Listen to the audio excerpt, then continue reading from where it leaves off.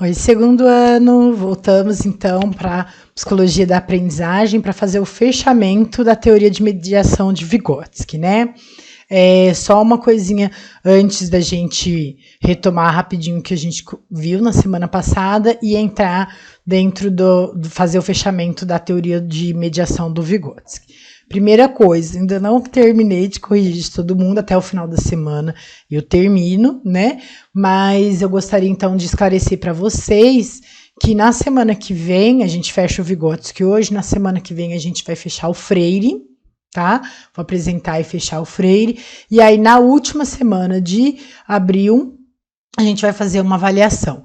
Fiquem tranquilos. Tudo que vocês fizeram até hoje na psicologia da aprendizagem de avaliação remota no Google Sala de Aula está cadastrado de que vocês vão ter a pontuação de terem participado disso, de terem feito. E aí, depois que eu acabar o Freire, eu vou colocar já logo em seguida o Google Form para vocês, o link do Google Form para vocês acessarem. Só pode acessar uma vez e responder. Tá? E aí vocês respondendo, vai ser então a avaliação, a segunda avaliação da psicologia da aprendizagem, é isso que eu quero que vocês saibam. Parte vai ser esse Google Form que vai trazer a teoria behaviorista, a Vygotsky e Freire, que vai ser a avaliação dentro deles, tá? E aí vocês vão fazer essas perguntas, vão resolver no Google Form e vai ter uma nota. Vai ser 6. E depois, todas as outras atividades remotas que vocês já fizeram ao longo dessa situação que a gente está com as aulas remotas, vai ser de 0 a 4, tá? Também vai ficar aberto para quem ainda não fez fazê-lo, tá? Então, no final, quando eu colocar o prazo de entrega da nota, que vai ser na outra terça-feira, na última terça-feira de abril, vocês vão ter uma semana para responder o Google Form e eu vou fechar todas as possibilidades de resposta também no Google Sala de Aula, mas vai ficar aberto até lá. Quem respondeu, eu vou fazer tanto a correção, aí desse do Google Form eu vou fazer a correção. Quem acertou vai ganhando a pontuação a partir do erro e acerto. E na outra, nas atividades remotas que vocês fizeram ao longo dessas aulas remotas, vai ser a pontuação de quem fez tudo, vai ter 4. Quem fez de 4 fez 3, vai ter 3, tá? Vai ter a pontuação que junto com essa nota vai dar a segunda nota de avaliação de vocês. Tudo bem? Então, na semana passada, eu tinha apresentado para vocês a definição de o ser social, do Vygotsky, né? Instrumento, signo, significado, né? Que a criança primeiro usa o instrumento sobre o objeto do conhecimento, depois esse objeto tem um signo, ele tem um nome, uma nomenclatura, e cada signo tem um significado, tem uma definição, ela parte essa definição de uma forma mais simples para uma forma mais complexa. E o principal que ele coloca, então, o quanto que a aprendizagem acontece primeiro sobre aquele objeto do conhecimento dentro daquela realidade sócio-histórica em que o sujeito está, né? E a partir disso é que o desenvolvimento mental, as funções mentais superiores acontecem. Então, diferente de Brunner e de Piaget, que são os teóricos que a gente estudou da base filosófica do cognitivismo, acontece para o Vygotsky primeiro a aprendizagem e depois o desenvolvimento, né? Então, hoje a gente vai entrar, eu já falei que a gente vai aprofundar, fiquem tranquilos, no Vygotsky no segundo semestre, com a Psicologia do Desenvolvimento 2, tá? Mas a gente vai dar uma pincelada em alguns conceitos que são importantes também pensando em psicologia da aprendizagem, dentro de uma escola, qual que é escolhido o método de ensino e aprendizagem, tá? Com o Vygotsky, outros conceitos muito importantes que ele traz também são sobre o nível de desenvolvimento, sobre o desenvolvimento intelectual, tá? Ele apresenta 3 conceitos importantes. É o nível de desenvolvimento real, atual, então é o que o sujeito sabe, o que o sujeito domina sobre o objeto do conhecimento. O nível de desenvolvimento ideal, potencial, aonde que ele pode chegar, qual que é o ideal de compreensão sobre o objeto do conhecimento, tá? E a zona de desenvolvimento proximal. O que é a zona de desenvolvimento proximal? É o que o outro sabe sobre aquele tema. Então, por exemplo, a zona de desenvolvimento proximal, né? O que é? O que eu sei sobre um determinado conceito e que o outro sabe menos do que eu, e eu vou contribuir para que ele avance sobre esse conceito, tá? A definição desse conceito. Por exemplo, eu sobre o Vygotsky, o que eu sei sobre o Vygotsky, né? Então, o conceito que eu tenho sobre a teoria do Vygotsky é um nível de desenvolvimento real que eu estou sobre a teoria do Vygotsky. A Mariana, né, que também é professora, que é a base dela, de fundamentação, é a histórico-social, né? Então, a Mari, ela sabe, ela tem um nível de desenvolvimento sobre conceito do Vygotsky que seria o meu ideal, o que eu quero alcançar, né? Eu ainda não tenho o nível que a Mari tem sobre a teoria do Vygotsky. Por exemplo, a interação minha com a Mariana, a mediação que a Mariana traz sobre a teoria do Vygotsky é a zona de desenvolvimento proximal. É ter o contato com o outro que está além do seu nível de desenvolvimento é que cria essa zona de desenvolvimento proximal, tá? Então, pegando agora, né, vocês sabem que eu não consigo ver o termo ali no começar a falar sobre, mas uma definição formal para vocês terem aí, tá? Então, o nível de desenvolvimento real é as funções psíquicas e habilidades já dominadas pelo sujeito, tá? É o que a criança, o adulto, o sujeito consegue realizar sozinha, tá? Então, pensando para a teoria na qual o desenvolvimento precede a aprendizagem, é o lugar onde o professor e o sistema de ensino devem trabalhar, né? No nível do desenvolvimento real, tá? Mas para o Vygotsky, não é o desenvolvimento que precede a aprendizagem, é a aprendizagem que precede o desenvolvimento. Então, para ele, a aprendizagem deve acontecer, a ênfase, deve acontecer do processo de ensino-aprendizagem na zona de desenvolvimento proximal, na mediação entre o que tem um nível ideal para o que tem um nível real, tá? Então, é dentro disso. No desenvolvimento potencial, aquele sujeito que tem aquilo, ele possa criar situações de mediação, de conversa, de trocas, de diálogo sobre aquela informação que o sujeito no desenvolvimento real não tem dentro desse potencial, desse ideal, e a partir disso, criar trocas e situações aonde esse que está dentro de um real atinja o potencial, né? Então, é dentro disso que ele coloca, dentro dessa mediação, que ele coloca que essa zona de desenvolvimento proximal tem tamanha importância para o processo de aprendizagem e, portanto, para o processo de desenvolvimento mental, tá? É justamente, então, para Vygotsky, é justamente na zona de desenvolvimento proximal que a aprendizagem vai acontecer. Que o outro que tem um nível de desenvolvimento ideal, potencial, vai contribuir com aquele que está num nível de desenvolvimento real, aquém desse potencial. E aí vai contribuir para que ele apreenda e aí que ele se desenvolva. Então, é dentro desse nível de desenvolvimento potencial que a criança se desenvolve e avança no processo de habilidades dentro das possibilidades que o mediador dá dessas habilidades. Ele vai partir de um parcial para atingir o total, né? Então, é o tanto que tem que trabalhar nessa estimativa de potenciais da criança. Qual é o potencial dela? Ela tá nesse atual, mas qual que é o potencial? Então, como que a gente vai criar situações que mediem outras formas dela interagir com o objeto do conhecimento e que a partir disso vão contribuir para que ela apreenda e assim evolua o pensamento. Então, ele define, né, que o bom ensino é aquele que está à frente do desenvolvimento cognitivo e o dirige. Então, é o professor estando à frente no desenvolvimento que vai organizar, que vai mediar o potencial do aluno que está dentro de um processo inferior, né, ou ainda menos complexo do que o próprio professor tem. Existe, então, também, a gente vai estudar bem aprofundado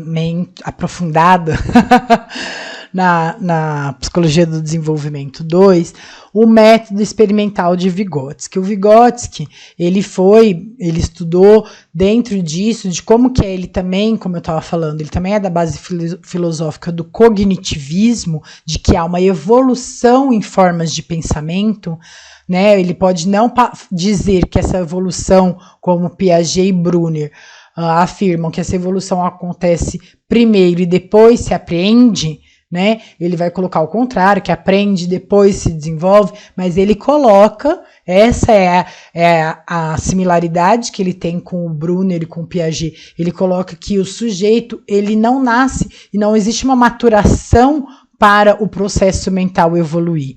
Existe uma evolução a partir da história, da realidade sócio-histórica, da interação com o meio que o sujeito vai evoluir. Não tem uma situação de maturação orgânica acontecendo. Ela acontece ao longo da vida do que o sujeito tem de interação com o objeto do conhecimento e com a realidade sócio-histórica em que ele está.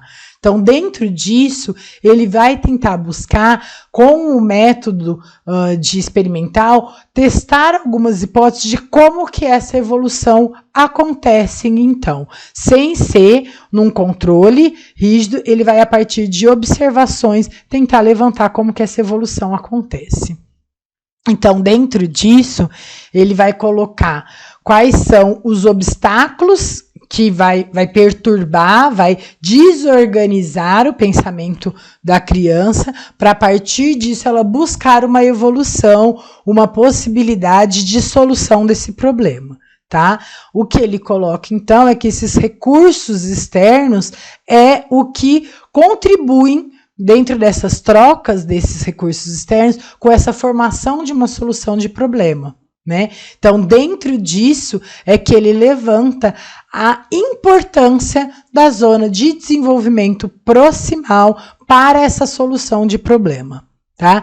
Então, não é um produto, não é sobre o que eles produzem juntos, mas como que a interação entre um sujeito e o outro para resolver aquele problema e a ideia de um sendo mais complexa que a do outro contribui para a evolução do pensamento mais simples para o pensamento mais complexo, é que ele coloca como importante dentro dessa criação de uma situação-problema para a busca de resolução. Então, ele vai afirmar, né, dentro do pensamento e linguagem, ele faz um estudo, a gente vai aprofundar esse estudo, fiquem tranquilos, sobre a formação de conceitos, né?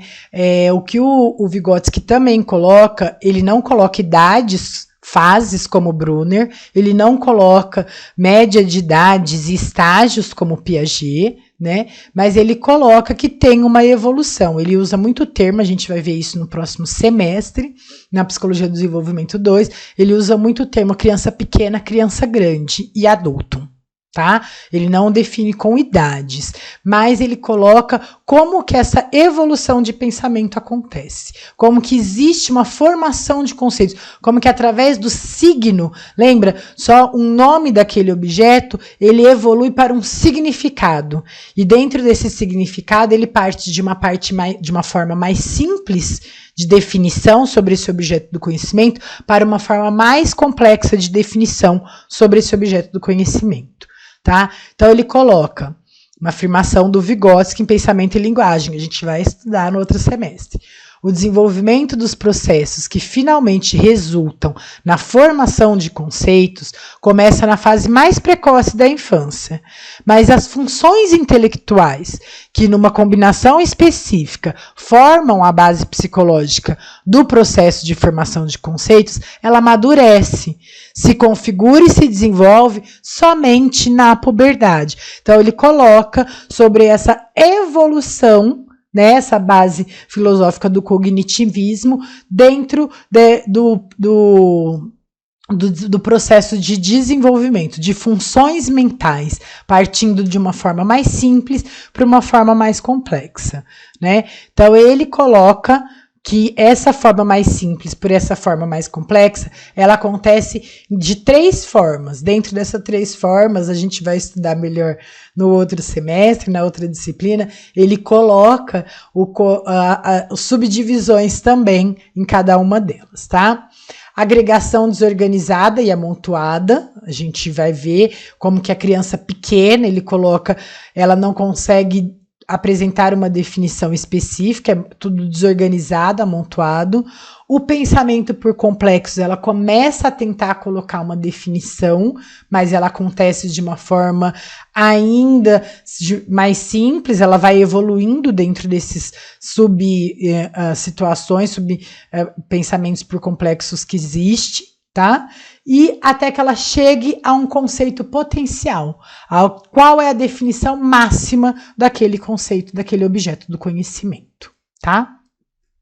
Então, como é que é, né? Agora eu falo, depois eu venho com a definição mais restrita e direta para vocês, né? A agregação desorganizada, amontoada, a primeira formação de conceito que a criança pequena tem, ela tenta, né? Ela agrupa os objetos de maneira desordenada, tá? Então, por exemplo, bola. O que é bola? Bola que pinga, bola é bola que joga, bola é redondo, é bola. Então, tudo que é bola, tá?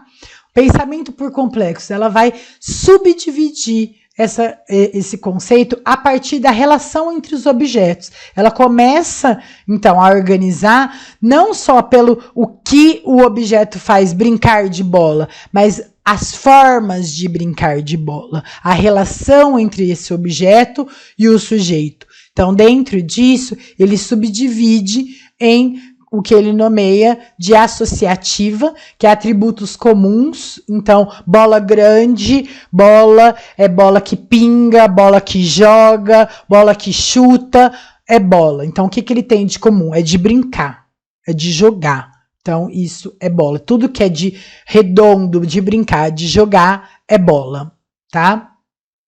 As coleções, os atributos complementares, então tem o bola grande e o bola pequena, né? Então, as bolas que são pesadas e as bolas que são leves, bola de couro e bola de plástico. Então, ele vai formando coleções.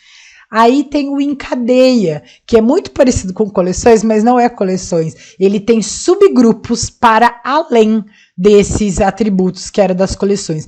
Então, bolas grandes de couro, bolas grandes de plástico, bolas pequenas de couro, bolas pequenas de plástico. Então, tem mais de um atributo que vai segregar o conceito daquela definição. Tá? E aí, por fim, ele coloca dentro do pensamento por complexos o pseudoconceito. O que é? Ele tenta generalizar um conceito, mas ele não consegue ser firme nesse conceito. Ele não é abstrato, então ele não consegue sustentar este conceito. Por exemplo, ele vai conseguir separar o que é bola de basquete, o que é bola de futebol, o que é bola de vôlei, né? Então, eles têm muitos pormenores para além da cor, do tamanho e do peso. A bola de basquete a gente joga com a mão, a gente quica, a bola, o objetivo é jogar ela num cesto e fazer ponto, dependendo da distância que joga, faz um ponto, ela é mais pesada. Então, são esse conceito da bola de basquete. Só que ele não consegue chegar Por que que a bola de basquete é bola de basquete? Quais são todos esses atributos da bola de basquete? Se você perguntar, ela vai falar, por que que é bola de basquete? Porque joga no basquete. Mas o que que ela tem de diferente do outro? Ela já não consegue sustentar. É quando ela consegue sustentar esse conceito potencial, então essas definições pormenores, e sustentar elas, é que ele vai falar que ele chegou a esse conceito potencial, ao máximo de definição do objeto do conhecimento.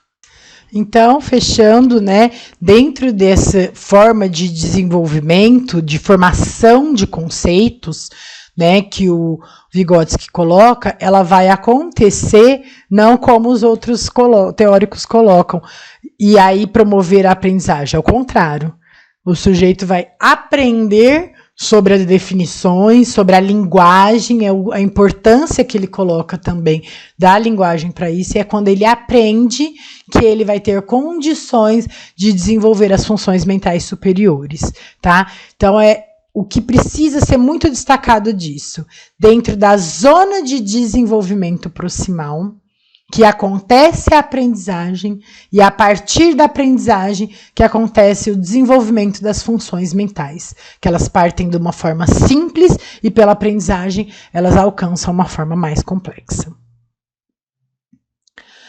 O quanto, então, que dentro da escola, né, o papel do professor, ele destaca como importante, porque ele é o intercâmbio entre essa forma, esse nível de desenvolvimento real ao nível de desenvolvimento potencial. Ele é a zona de desenvolvimento proximal.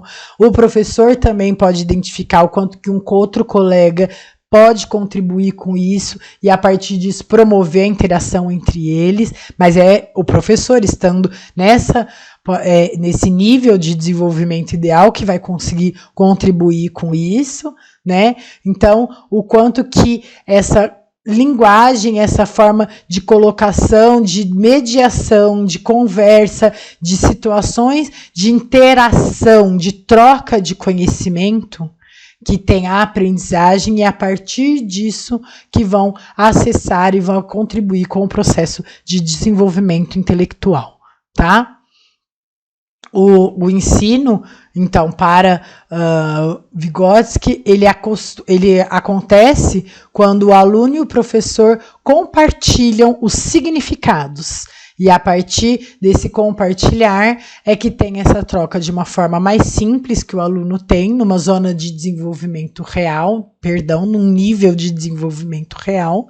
Ele entra em contato através dessa zona de desenvolvimento proximal com o nível de desenvolvimento ideal que o professor apresenta, e é dentro disso que ele vai ter um significado mais complexo, e a partir disso que ele vai aprender sobre esse objeto do conhecimento e desenvolver as formas de pensamento sobre os objetos do conhecimento em geral, tá bom?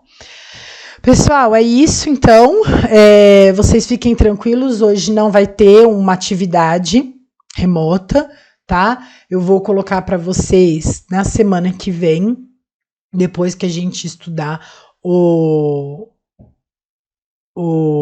Freire, que eu tinha falado, e aí, quando vocês responderem tudo, vai ter a segunda nota para vocês ficarem tranquilinhos de férias, pelo menos de psicologia da aprendizagem, tá bom? Um beijão, até amanhã na Psicologia Escolar. Tchau, tchau.